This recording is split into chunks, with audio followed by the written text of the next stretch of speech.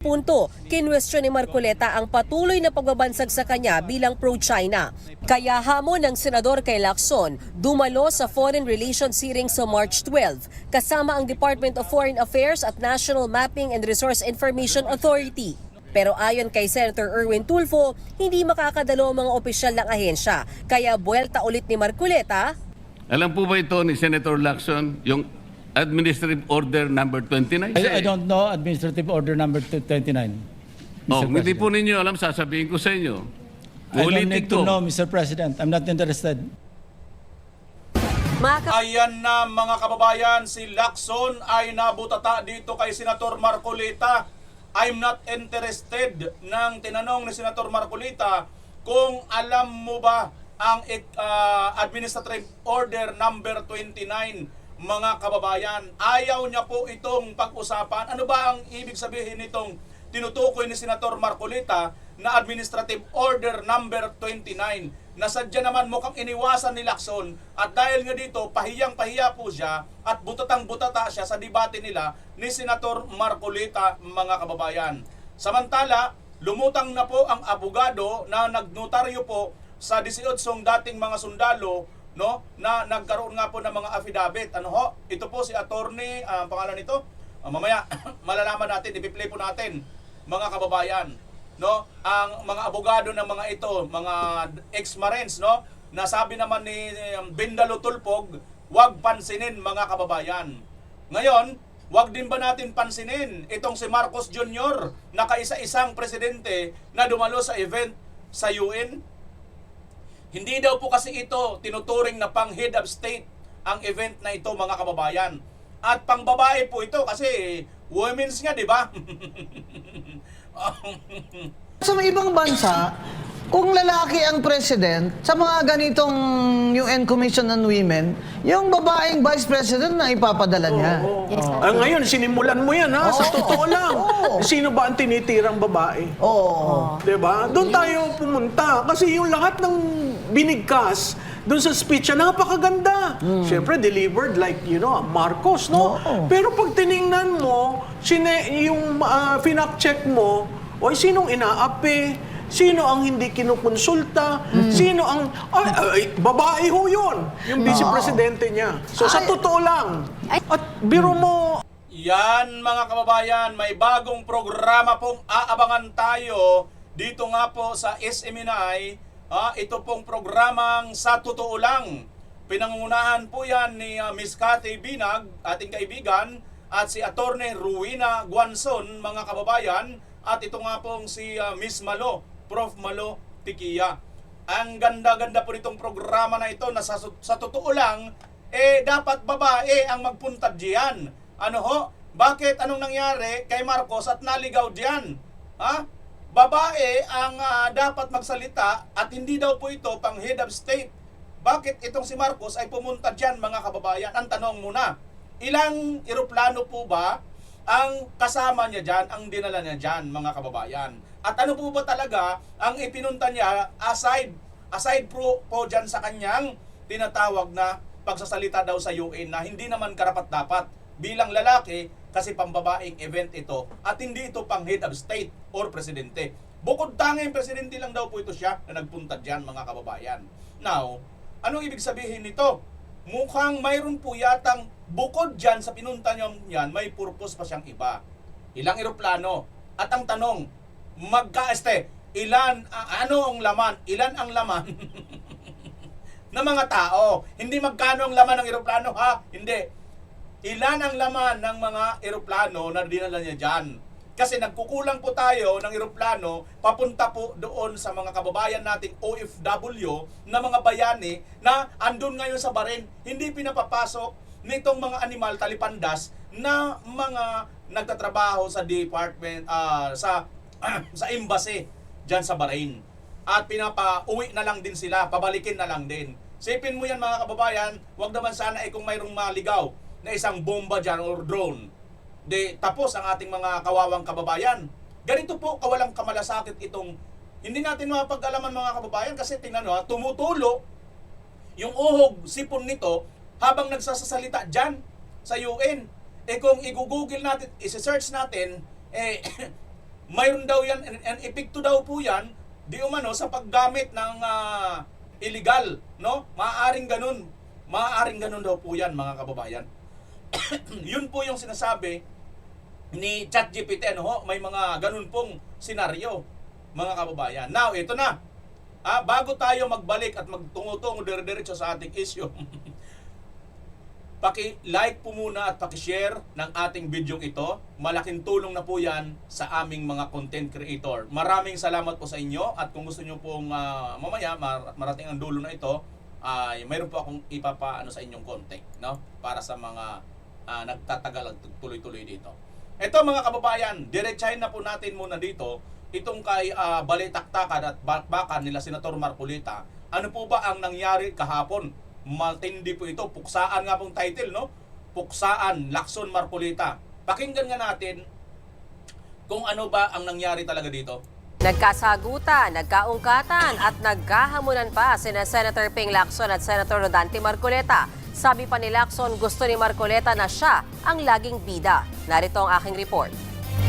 Dahil gusto din lamang ni Senator Marcolita na lagi siyang bida bilang dating chairman man ng BRC o sa usaping West Philippine Sea o anumang issue involving China o dili kaya ay sa usaping restitution na mag-asawang Diskaya, siya na nga ang tunay na bida sa aking magiging pahayag sa mga sandaling ito ngayong hapon.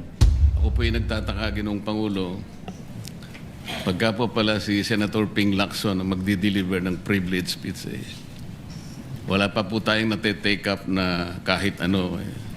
Siya pala'y masyadong special dito sa chamber natin. Ganun po pala siya ka-importante. Senate President Pro Tempore Ping Lacson versus Senator Rodante Marcolita. Ito ang puksaan sa plenaryo ng Senado kanina. Ang ugat ng sagutan ng bakbakan ni Lacson si Marcolita sa kanyang privilege speech. Hindi na raw kasi makapagtimpi si Lacson. Tingnan nyo, mga kababayan, ha, yung mga nagsasabi dyan, clickbait ka, BMR. Ay ito, pakinggan nyo nga, puksaan. Puksaan po ang title dito. Oh. Matindi pong bakbakan. Sa mga unang pag-atake ni Marcolita sa kanya. Pero enough is enough. Patuloy po kayo sa pag-atake sa akin. I refuse to apologize and feed on Senator Marcolita's ego and pride. Kaya si Lacson, Tindi, mga kababayan. I refuse to apologize in feed ng ego daw ni Senator Marcolita at saka pride. Ba, ang tindi, ano?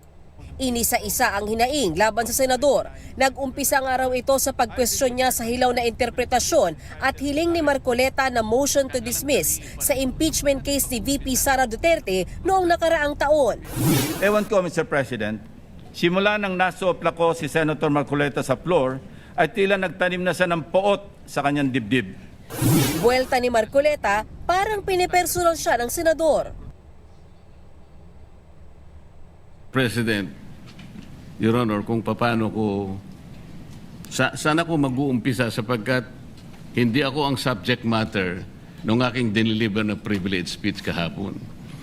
Kaya kong sagutin at iisa-isahin sa inyo, ngunit ang nangyari, parang ad hominem ang nangyari.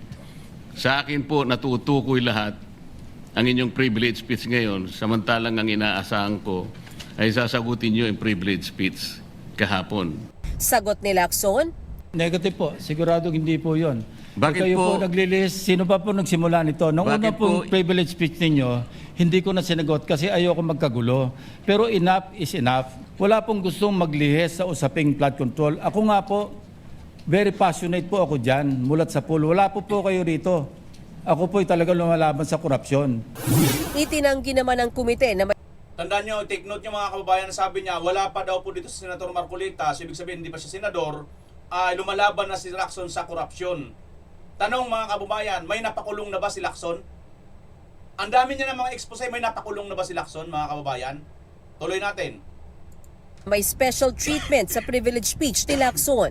Yung nangyari po kasi kahapon, sa speech ni Senator Marcolita, with due respect to the two sides, binanggit po niya yung pangalan ni Senator Lacson.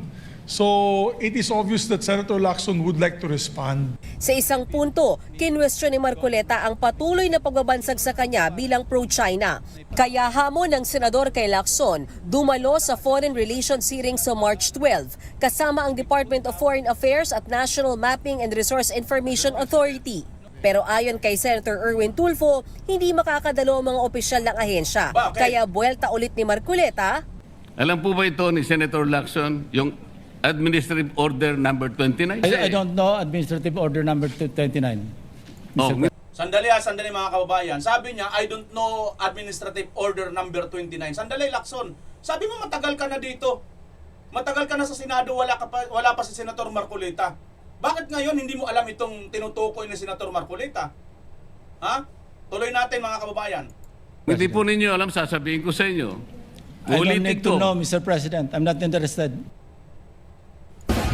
Kita nyo mga kababayan, I don't want to know, I'm not interested. Ano ba ito mga kababayan? Ito, chinat GPT po natin. Ayan ha, itong tinatanong ni Senator Marcoleta kung ano itong, kasi hinahamon siya dito na dumalo kayo sa pagpupulong. Dumalo kayo, ayaw naman din, hindi naman din dadalo daw yung foreign na yun. Ito makikita nyo mga kababayan ha. Si Lacson at saka itong si Tulfo, di ba ang iingay nila tungkol dyan sa West Philippine Sea?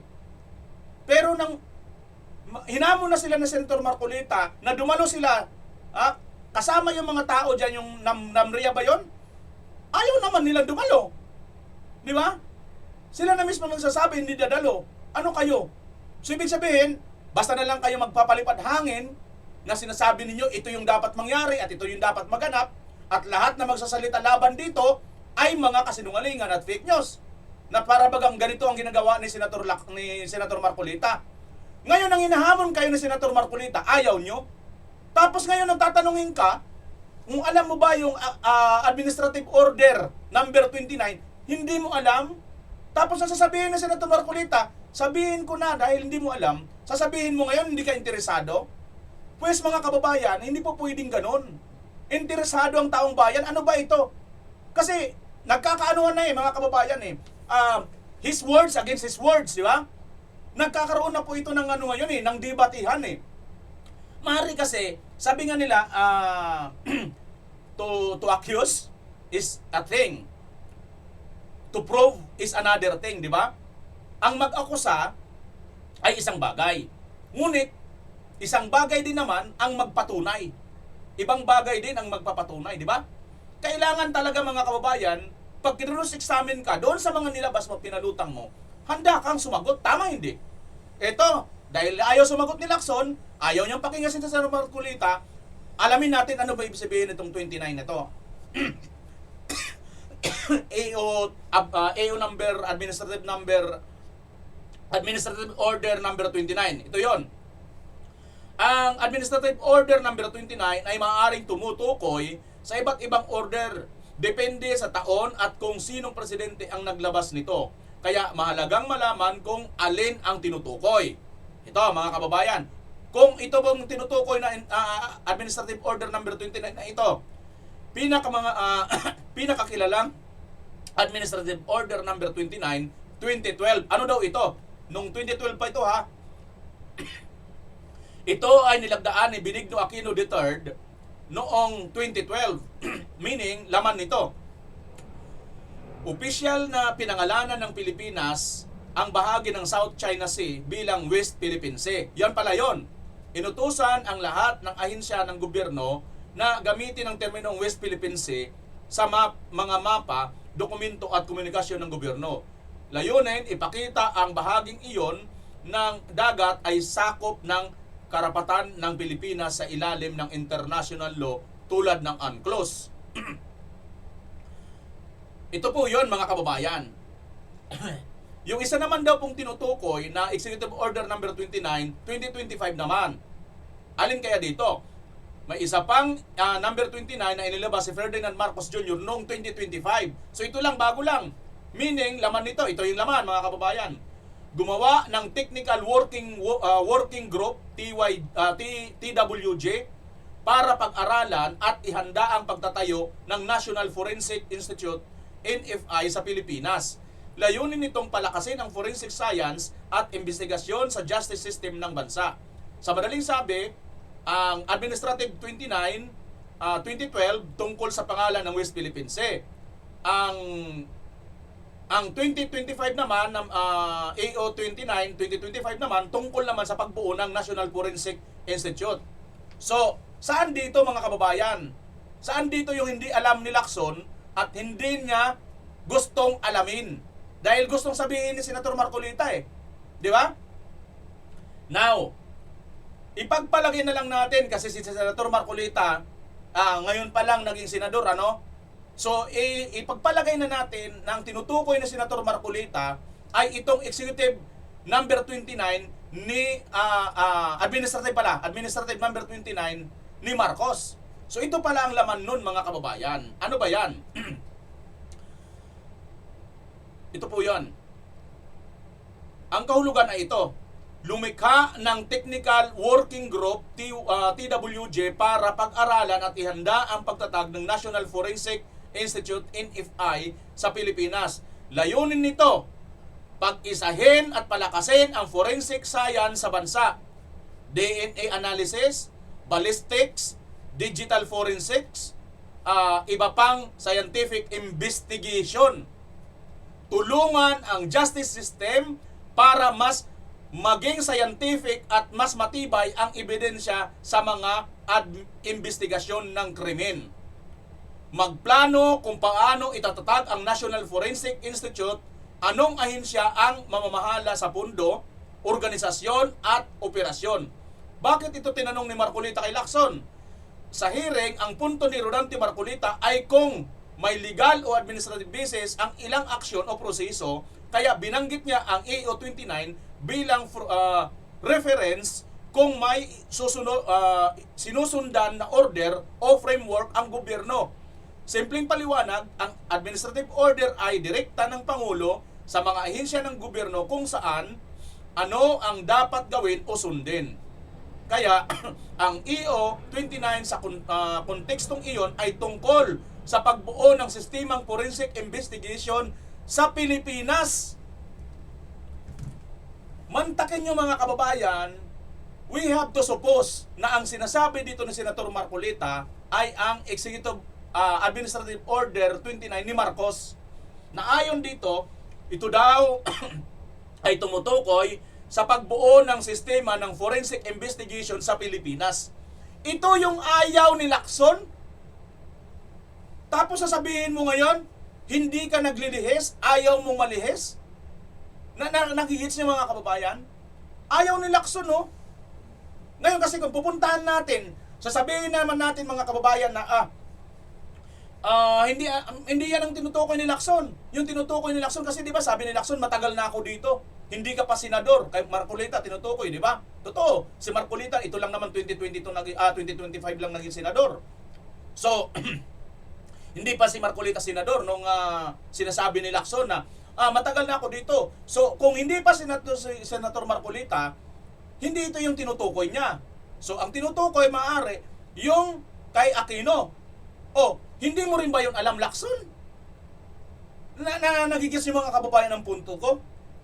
Di ba sinasabi niya, hindi niya alam. Gusto niya sabihin ni Senator Marcolita, kung hindi mo alam, sasabihin ko sa'yo, ayaw naman din niya, hindi daw siya interesado. So alin talaga dito? Yung dalawang yon kay Aquino at yung itong kay Marcos na Administrative Number 29, parehas ayaw niyang alamin? Parehas ayaw niyang alamin? O parehas talaga iniiwasan niya, bagamat alam niya? Kasi ayon sa kanya, matagal na siya senador eh. Ngayon, mas mapanganib pag itong iniiwasan niya yung tungkol dito kay ang pagbuo ng sistema ng forensic investigation sa Pilipinas. Ibig mo sabihin, hindi ka interesado dito, Lacson? Mas mapanganib, di ba mga kababayan? Kasi ito daw yung kay Marcos, ito daw yung tungkol sa pagbuo ng forensic investigation sa Pilipinas. Gagawa ng batas. Babalangkas ng batas para mas lalong mapalakas, mag-imbestiga. Lacson, ikaw nag-iimbestigar ka, nakaamo matagal na eh. Nagigis yung punto mga kababayan, ibig lang sabihin nito talaga, itong si Lacson, kitang-kita na ng taong bayan. na mayroon talaga siyang gusto lang puntuhan at mayroon siyang gustong iwasan. At pag iwasan niya ito, wala kayong magagawa. Ito yung mensahe niya kay Senator Marcolita. Pakinggan nyo maigi ito mga kababayan ng kanilang ano dito. Ulitin lang natin ha. Binanggit po niya yung pangalan ni Senator Lacson. So, it is obvious that Senator Lacson would like to respond. Sa isang punto, kinwestiyon ni Marcoleta ang patuloy na pagbabansag sa kanya bilang pro-China. Kaya hamon ng senador kay Lacson dumalo sa Foreign Relations hearing sa March 12, kasama ang Department of Foreign Affairs at National Mapping and Resource Information Authority. Pero ayon kay Senator Erwin Tulfo, hindi makakadalo ang mga opisyal ng ahensya. Kaya buwelta ulit ni Marcoleta. Alam po ba ito ni Senator Lacson, yung Administrative Order number 29? I don't know Administrative Order number 229. Tingnan nyo ha. Ay, nagulat si Senator Marcolita oh. Tingnan nyo yung reaksyon ni Senator Marcolita. Parang, alam mo parang nakakaloko si Lacson dito mga kababayan sa totoo lang. Hindi ha. Sa tingin ko lang ha. Tingnan nyo yung reaksyon ni Senator Marcolita. Nagulat si Senator Marcolita. Ba't hindi mo alam? Tulungan nyo nga ako mga kababayan, anong tinutukoy dito ni Senator Marcolita na Administrative Order number 29? Ito ba yung kay Marcos o ito yung kay Aquino? Kasi kung kay Aquino ito, mas lalo niyang hindi dapat sabihin na hindi niya alam yan. Tama hindi? Alam niya dapat kasi nga matagal na siyang senador eh. I think senador pa siya nung panahon ni Aquino eh. Bago pa si Aquino, senador na yata to eh. Tama ba? Aquino. Tama, kasi si Irap eh. Di ba? Kay Irap ito eh. Sino bang sinundan ni Irap? Sino sumunod kay Irap? Si Gloria, tapos si Noynoy. Tama, senador na to. Ba't hindi niya alam? Oh, hindi po ninyo alam, sasabihin ko sa inyo. I don't Ulitin need to ko. know, Mr. President. I'm not interested. I don't want to know. I'm not interested. So Lacson, kung hindi ka interesado doon kay Pinoy, matagal na yon yung executive administrative order number 29 ni Pinoy noon kasi matagal na hindi ka interested doon sa pangalan ng West Philippine Sea. Hindi ka rin interested dito? Tingnan mo mga kababayan para baka mamaya sabihin ninyo inaano ko lang kayo ha. Para makita nyo rin nasaan na ba yun? ChatGPT. Ayan. Punta tayo sa ChatGPT mga kababayan. Pakita ko sa inyo para ano. EO number 29 number layo kasi ng ano ko, tayong dali lang ha. 29 ano tinutukoy, buinas. Layo kasi mga kababayan, sorry ni Marcolita. Nandito kasi sa cellphone ko lang eh. Para gusto ko makita nyo talaga mga kababayan, baka sabihin niyo ako lang itong niluluko ko lang kayo o kayo ano man, no? Asa na? Dali, labas. Mukhang tinutukoy mo ang Administrative Order EO number 29 na madalas talakayin ni Mark Toledo naman ito. Ano ba yan? Mali ito. Ay, mali palang spelling ko. Sorry. Marcolita dapat. Marcolita. Ang layo kasi ng ano ko mga kababayan, itong aking keyboard. Masikip kasi itong ano ko, kwarto.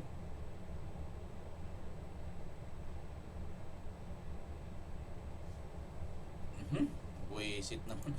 Senator Marcolita, ano ba yan? Ay nako, sorry mga kababayan ha.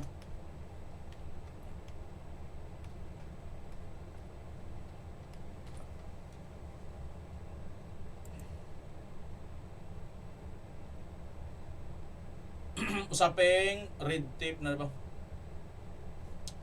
Ay nako, wala mga kababayan, ayaw niya. Ito. Ano ko na lang sa inyo ito yun, no? Ayan, no, yan. Sinsya na kasi ayan, yan basta Inano ko na po yan dito. Dito lang kasi sa cellphone, hindi ko na ano dito sa computer kasi layo ng aking keyboard, mga kababayan. Pasensya na. So yan, ha. Basta ito yon. So dalawa ibig sabihin. Ibig sabihin, walang interesado, hindi interesado si Lacson. Kaya nagulat si Senator Marcolita, di ba? Kaya ang reaksyon ni Senator parang napagano si Senator Marcolita, hindi mo alam. At hindi mo alam, ayaw mo, hindi ka interesadong alamin. Di ba mga kababayan? So nakakagulat itong si Lacson. Parehas doon sa dalawang EO, wala siyang tama, EO. 29 I don't know Administrative Order number 229. Oh, Mr. hindi po President. ninyo alam, sasabihin ko sa inyo. I don't Ulitin need to ko. know, Mr. President. I'm not interested. I don't want to know, Mr. President. I'm not interested. So kayo nang umusga mga kababayan dito kay Lacson. Bakit hindi siya interesado? Takot ba siya? Lacson, takot ka ba doon sa Administrative Order number 29 na kung ating titingnan, ang kahulugan pala nito, kung ito man ay kay Marcos na tinutukoy ng Senator Marcolita, ito yon mga kababayan. Ang pagbuo, pagbalangkas ng ng batas, no, ng forensic, di ba? Magplano kung paano itatag ang National Forensic Institute, anong ahensya ng mawala ng magbibigay ng pondo. Ito 'yon mga kababayan. Direktiba ito ng Pangulo. Kaya ang EO number 29 sa kontekstong iyon ay tungkol sa pagbuo ng sistema ng forensic investigation sa Pilipinas. Kaya ngayon, ang nangyayari mga kababayan, ayaw pala ni Lacson ng sistema ng forensic investigation, kaya ngayon, kanya-kanya sila kagat sa kariba. Kanya-kanya sila ngayon. Pag mayroong lumabas, may lumutang, kanya-kanya ngayon sila sasampahan nila ng kaso. Ganyan po ang nangyayari ngayon mga kababayan. Tuloy muna natin to si Senator Marcolita. Kaya kung sagutin at iisa-isahin sa inyo, ngunit ang nangyari, parang ad hominem ang nangyari. Sa akin po, natutukoy lahat ang inyong privilege speech ngayon, samantalang ang inaasahan ko ay sasagutin. Kung ganun pong mangyayari, Mr. President, malilihis na naman po tayo sa inaasahan ng ating mga mamamayan. Dito lilitaw ngayon ang nauna pong mga patakarang nakita ko, sapagkat kailanman hindi natin makakalimutan at huwag nating kalimutan na talaga pong nilimas po ang kabangbayan. Yun na po yung gusto nating pag-usapan dito. Kung sasagutin ko po ng isa-isa ang ibinibintang po ninyo sa akin, malilis na naman po ang pinag-uusapan na kailangan na po ng taong bayan na malaman na po ang katotohanan. Sino po ang may pakana? Sino po ang mga mastermind sa nangyaring nakawan sa ating kabangbayan? Ito po ay hindi pangkaraniwang pagnanakawan, Ginoong Pangulo. Yun po ba ang gusto niyong mangyari, Ginoong Ping Lacson? Negative po. Sigurado hindi po yun. Bakit Kayo po? po naglilihis, sino pa po nagsimula nito? Nung Bakit una pong po? privilege speech ninyo, hindi ko na sinagot kasi ayoko magkagulo. Pero enough is enough. Kahapon, nanonood ako sa aking opisina, gusto kong bumaba, kaya lang malalim na ang gabi at ayoko maabala yung trabaho sa Senado. Kaya nagsabi ako sa ating Senate President at ito'y na-manifest niya kahapon, narinig ko, na I was told na sasagot ako ngayong araw na ito. Enough is enough, malalim na yung gabi. Ano bang sinasabi ni Lacson na malalim na yung gabi? Alas 12 na ba ng hating gabi? Alas 11 na ng hating gabi? Yung nagpe-privilege speech si Senator Marcolita? Wala pong gustong maglihis sa usaping flood control. Ako nga po, very passionate po ako dyan, mulat sa pool. Wala po kayo rito. Ako po'y talagang lumalaban sa korupsyon. Pagdating sa national budget, pagdating sa lahat ng usapin, hindi nyo po matatawaran ang aking hangarin. Hindi ka namin matatawaran pero hindi mo alam at ayaw mong pansinin. Hindi mo alam yung administrative order ni Marcos na magbuo ng forensic investigation para sa mas maganda pagbubuo ng sistema ng forensic investigation sa Pilipinas. Ayaw mo noon. Gusto mo lang yung kanya-kanya lang kayo. Pagalingan, ganun ba, Lacson? Maituwid ang lahat ng katiwalian dito sa ating bansa dahil hindi po tayo muusan. Kita nyo mga kababayan, tama, sinasabi niya, hindi tayo muusan. Matagal na siya nandyan. Tingnan nyo naman, matagal na silang nandyan, Ay, hindi tayo umuusad, pero ang tagal na nila dyan.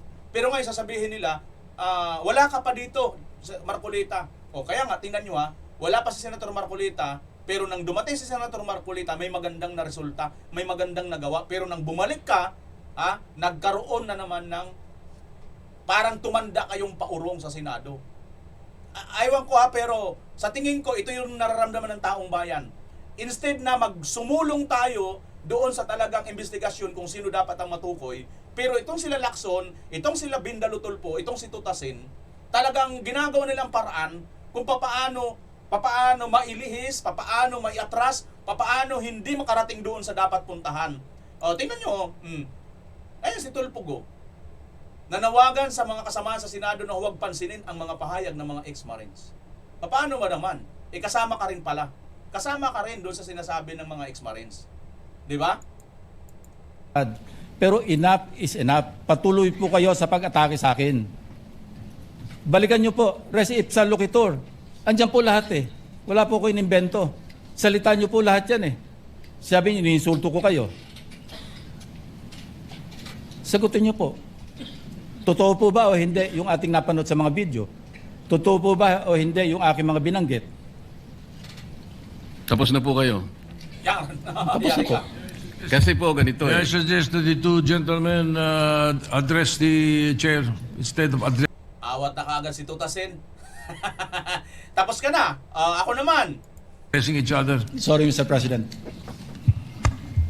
Pagpaumanhin po ninyo, Ginoong Pangulo, ngunit nakakalimutan po ng ating Senator Ping Lacson na siya po ang nagumpisa sa ngayon lang eh. Boom! Ako rin po ay defensor ni Diskaya. Palagi niyang ipinipilit yun. Hindi niya makalimutan ang sinabi ko na Kita nyo mga kababayan, pag pakinggan mo lang isang panig lang, ito lang si Lacson na nagsasalita, abay, maniniwala ka talaga kaagad eh. Dahil talagang matindi bumana si Lacson eh. Sanay na sanay sila dito eh. Pero pag mandyan na, mayroon nang magkukurse examen, kita nyo. Ngayon lang sinabi niya na si Marcolita ay laging sinasabi talaga naman, di ba? Sinasabi na nila Lacson yan eh, na si Marcolita ay ang dating parang abogado or protector ng mga Diskaya. Oh. Di ba? Pero pansinin niyo yung mga media, mga kababayan. Panoorin niyo lang, pakinggan niyo lang mga sinasabi ng mga media. Kitang-kita ninyo na kiling kay Lacson at dito kay Marcolita medyo tagilid. ipinipilit yun. Hindi niya makalimutan ang sinabi ko na nung ako po ay nasa Blue Ribbon Committee, tungkulin ko po kasi na ipaglaban ang sino man, witness man siya, resource person, siya po ang kauna-unahan na nag-apply ng Witness Protection Program. Sa aking palagay po, nung panahon na yon, ay kakailanganin namin siya sapagkat mga pangalang malalaki ang dapat na makuha natin. Hindi naman siya, ang ibig ko sabihin, si Diskaya po ang mismong nagbigay po ng kanyang kagustuhan. Kita niyo mga kababayan na itong sinasabi ni Senator Marcolita na lahat ng mga ito ginagawan niya kasi nga trabaho niya po yan, tungkulin ni Senator Marcolita na protektahan kahit sino pa man, no? Kahit parang isang suspect or pinaghinalaan or maaaring witness o kung sino pa man. Tungkulin yan ng isang senador, which is parang tumutugma talaga dito sa Senator Marcolita. Nagbabase siya dito sa administrative order ni Marcos na magbuo ng sistema ng forensic investigation sa Pilipinas. Nasadya namang ayaw pansinin ni Lacson at ni Soto. Bakit natin sinasabi ba si Soto? Kasi bilang isang Senate President, ikaw dapat ang manguna dito. Ikaw ang nakatagapangulo ng Senado eh. Panguluhan mo ko, sandali, mayroon na palang administrative order si Marcos. Sundin natin ito. Ano ba ang gusto niyo mangyari? O, di ba? Bakit ngayon, hindi nyo na ito alam, ayaw nyo pang alamin at ayaw nyong gawin? Una po, Mr. President, ayaw ko nga maniwala sa kanya.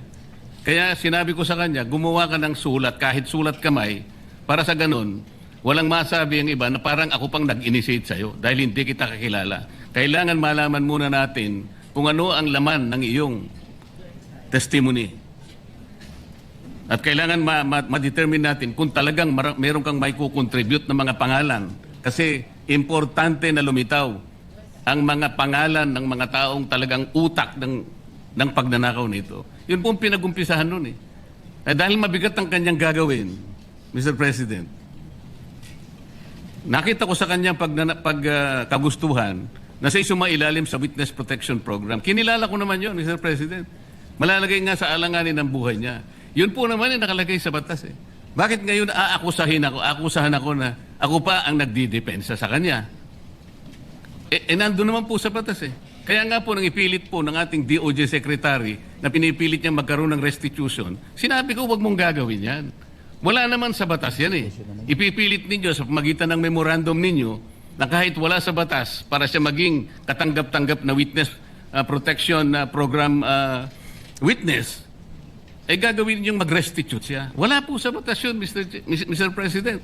Yun po yung nilalaban ko. Kung napagkamalan niya na dinidepensahan ko, hindi po pwede yung ganun, Mr. President. So ngayon, hanggang ngayon, pati ba naman ng asawa ko na independent director, kakalantariin pa rito. Saan ba natin pag-uumpisa ng pag-uusap na ito? Pagkatapos, ipipilit na naman ninyo yung Kalayaan Island Group. Ano po ba patakaran dito, Mr. President? Ginoong Lacson? Kailangan bang samot-samot ang gagawin mo para sa isang privilege speech? Kayo po'y matagal na sa Senado. Alam ko po, kabisado nyo yung patakaran dito. Ang isang privilege speech na katutok lang sa isang subject matter. Pero ang gagawin po ninyong samot-samot ito at pagkatapos ay mag-uumpisa kayo na para bang ang nilalaman ng privilege speech ninyo eh puro ad hominem. Wala po tayong matatapos dito. Ang hangarin po natin dito ay yung subject matter na pinipilit natin sapagkat ito po ang inihintay ng taong bayan. Kung sasagutin ko po ng isa-isa at ang iba po'y sinagot ko na, ay lalayo po tayo.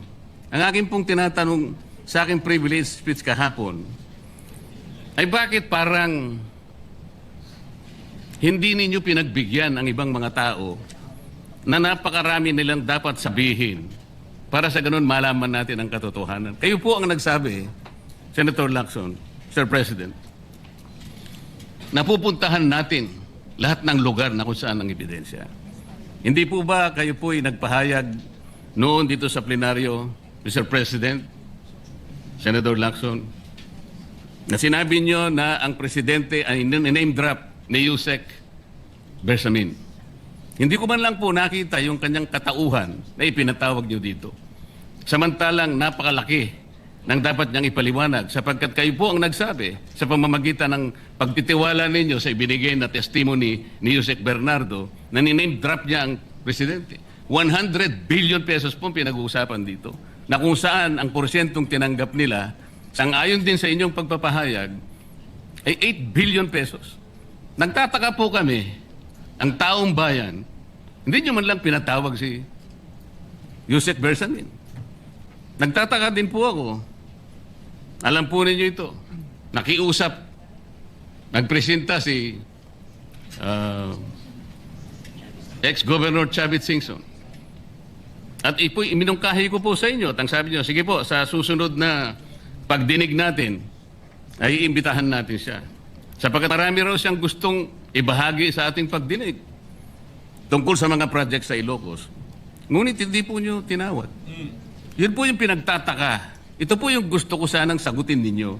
Sa akin po, wala nang kwenta kahit na ako'y patutsadahan ninyo, na ganito ako, ganito kami, ganyan. Hindi na po mahalaga sa akin yun eh.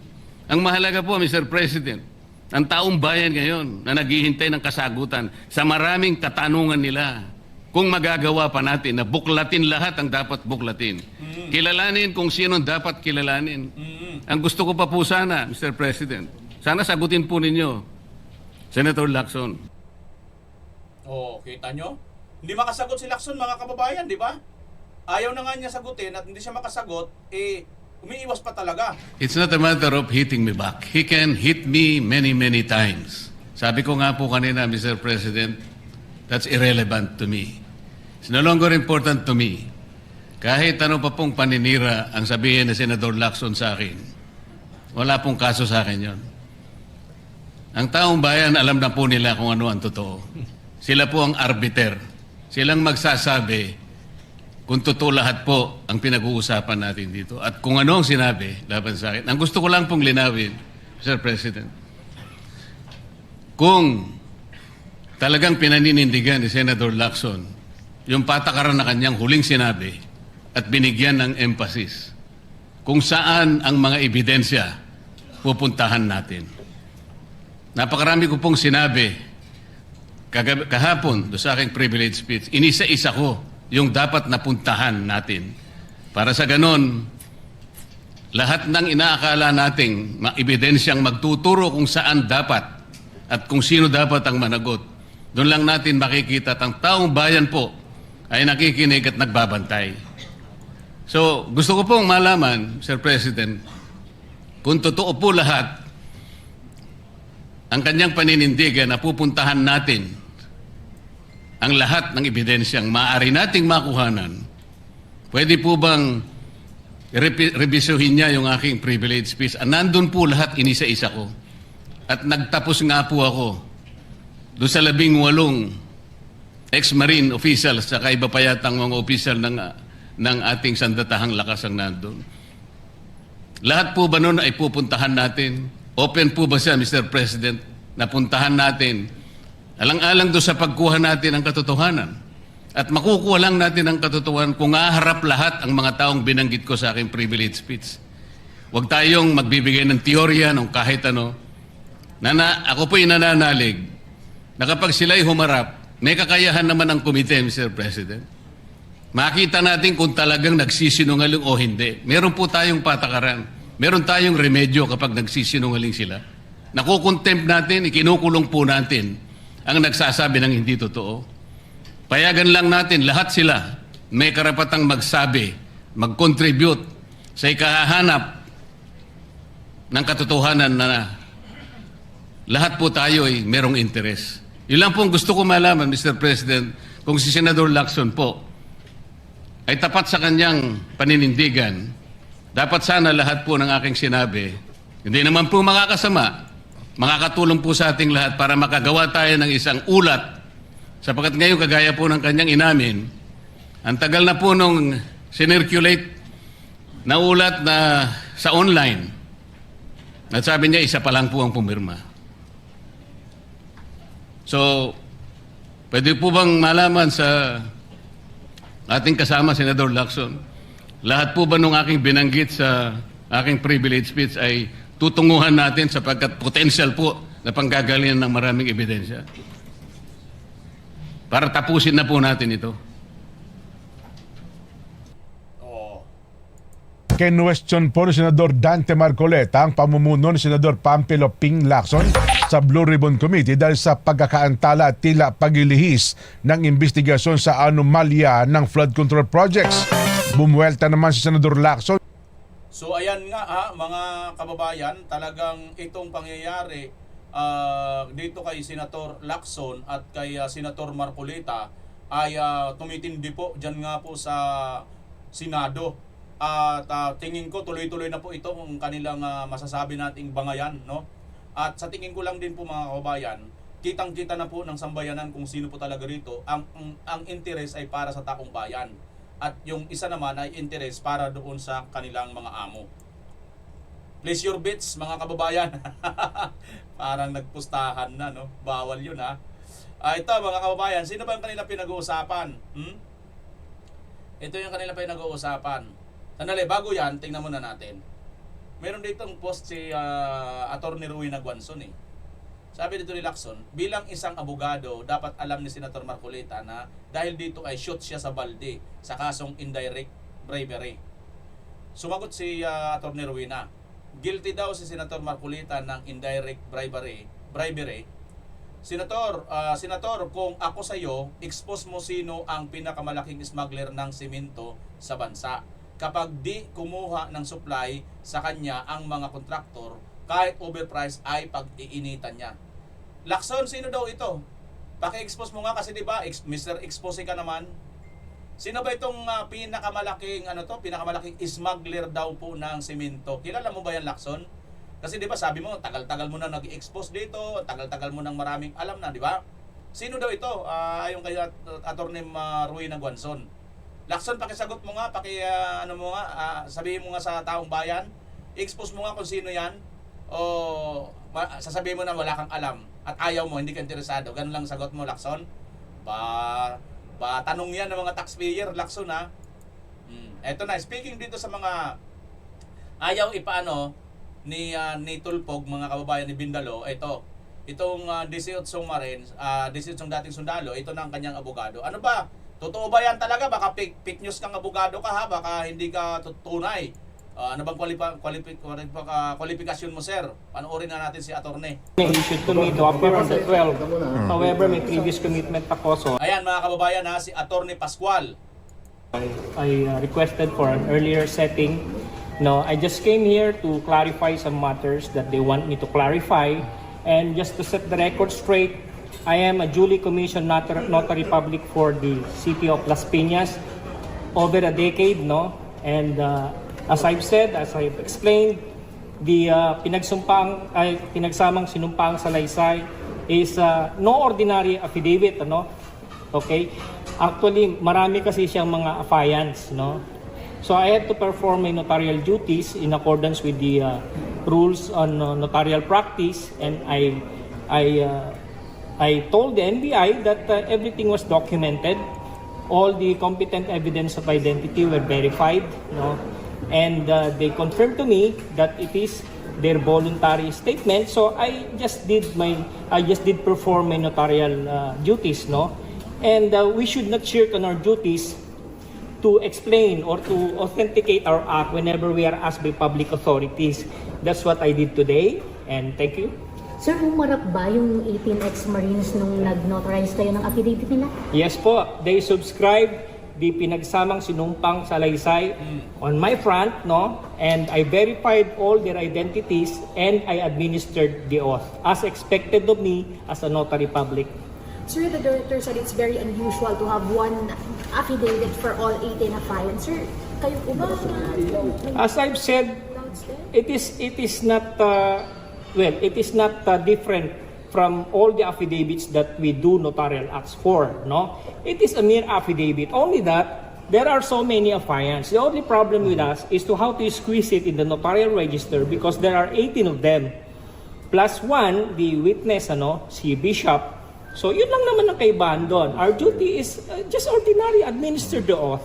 They affirm it, and we are bound to administer the oath because they confirmed that it is their voluntary statement and allegations contained in the affidavit. So, ganun lang. Hindi po unusual yon. Meron namang mga affidavit na joint Marami. Ito lang kasi 18, no? Nasabi nga rin po ni Ombudsman Remulla na magkakasama sila palagi, alam nila lahat ng nangyayari. Ganito po yan. Ang notary public po, wala pong alam yan kung ano po yung nilalaman ng statement na yan or yung salaysay na yan. Ang trabaho po namin, alamin namin kung yun ay pinirmahan ng kusa, walang pangako, walang gantimpala, walang pera, hindi sila pinwersa. At kapag yan ay kinumpirma nila sa amin, i-administer namin yung oath nila. Yun po ang trabaho namin. Bali, hindi niyo po nabasa sa yung affidavit prior? We browse over it. Yeah, I browse over it. But I have nothing to do with the contents of the sinumpang salaysay. Hindi po namin trabaho yun. Basta sinasabi po nila, kusa po namin binigay ito at nakaharap kami sa iyo, ito po yung competent evidence of identity namin, kami po pumirma niyan, notaryohan po namin. Yun lang po. Attorney, ano po yung nakikita niyo lumalabas sa news na kinokontest ninyo? Ano yung hindi totoo? Wala po, hindi na po kasi ako tumitingin dyan kasi hindi ko na po alam kung anong totoo no? So ako, dinocument ko kung ano po yung notarial act na ginawa ko at dinocument din po nila. They are also anticipating any public scrutiny in the future, and I did it myself. Dinocument ko po siya. I know that is going to be a public concern, that I may be subject to public scrutiny. So I also documented it and I'm ready to submit it before the office of the NBI. Thank you. Thank you. May mga sinabmit ka na document ngayon dito sa Bureau? Ano po? May mga sinabit ka na documents dito? Yes, sir. Yes, ma'am. Yes, ma'am. Opo. Ito po yung pagpapatunay na ako po hindi hausyaw na abogado. Ako po may opisinang notarial office po. Yun nga po, kaya At hindi naman siguro yan, attorney, 24 hours, kasi doon sa nagnotaryo di umano na peke kay Sergeant Gutesa ay 24 hours, yung dalawa pang pwesto. Yun ang nakakagulat. Siguro naman, attorney, hindi yan 24 hours sa'yo. Mukhang natutulog ka pa naman siguro, attorney, ha? Pakilinaw mo rin yan siguro, attorney. Ito talagang mga, ang dami nilang hanas. In-urge ko rin po yung public na sana po sa mga ganitong act, no, pumunta po kayo sa valid na sa mga lehitimong notary public, Marami po kasi mga nakikita diyan na nagkalat po sa mga kalye. Ito po ay solemn duty po namin as notary public, We are officers of the court, so we have to protect the public interest about these public documents po. Attorney, last na, what's your reaction? Sinasabi nila bayaran daw kayo. Actually, sinabi ko po sa NBI na dito po sa notary public ko, you can verify. Marami po akong libreng ninonotaryo dyan dito, hindi ko po siningil to. Bakit kanyo? Paano ko sisingilin yung mga yan? Ang dami nila, tapos notaryo, simpleng affidavit lang po. Yung magpa-affidavit nga na magtatahon, nililibre ko Sir, do you know Attorney Levy? Yeah, I know him. Because he appeared to me. Yeah. Okay. Ang uwi naman itong nagtatanong sa billionaire pa pala ito, mga kababayan, Sir, do you know Attorney Levy? Natural! Abogado rin si Attorney Levy. Anak ng teteng naman, ang klaseng tanong yan, Madam, ako na lang kaya dyan, palit na lang kaya tayo. Alam niyo, sa totoo lang, ako di ba, nag-cover din tayo noon, nagtatanong tayo. Pag nakuha ko na yung tanong, pag nagtanong ako at nakuha ko na yung sagot ko, tama na. Hindi, kasi yung iba dyan, mga kargado sila, mga kababayan. Mayroon kasi silang gustong palitawin minsan, di ba? Kamukha nito, ako, simple lang ano bang dapat natin itanong dito kay Attorney Pascual? Attorney Pascual ang pangalan nito Simple lang, ito. Attorney Pascual, dahil nga may nangyari doon kay Sergeant Gutesa, mga kasamahan nito, mga 18 na to, ikaw ba talaga ang totoong pumirma? Kasi ayon doon kay Sergeant Gutesa, mukhang hindi daw yun ang abogado, kumbaga piki daw ang perma ng abogado na yon na 24 hours. Ikaw ba, Pascual, ang tanong sa'yo, 24 hours din ba? Ilan ba ang branch mo? Yun sana mga tanong Pagkatapos, yung perma ba doon sa notaryo, kino-confirm mo ba? Yun dapat ang tanong, tama, hindi. Pagkatapos, pag sinagot sila ni Attorney Pascual, ako yun. At wala akong 24 hours kasi hindi ko kaya yun. Hindi naman ako pupuyod, hindi naman ako si BBM na hindi na natutulog, di ba? May kapangyarihan si BBM, ako wala. May anting-anting si Auntie Claire, ako wala. Di ba ganon? Ganon sana yung mga tanong, hindi yung pati ba naman yung sasabihing bayaran? Ano ba yung klaseng tanong yun? Normal bayaran sila dahil abogado yan Anak lang titing, sinagot ko kayo tuloy na minsan nag-aabuno ako, hindi ko na pinagbabayad. Yung iba nga magtataho libre ko na ito pa kaya? Ano ibig sabihin niya? I suppose nang sinasabi dito ni Attorney Pascual na ito pa kaya, ibig sabihin, ito pa kaya na malaking may tutulong sa bayan para mabawi ang mga ninakaw ng magnanakaw sa gobyerno? Gets nyo mga reporter? Kaya ako, buti bragger na lang ako. Hindi ako naging reporter. Naging reporter ako, wala na kayo dyan. Ubus na. Yan. Sayang ang wrinkles. Tawa-tawa rin pag may time. Di ba?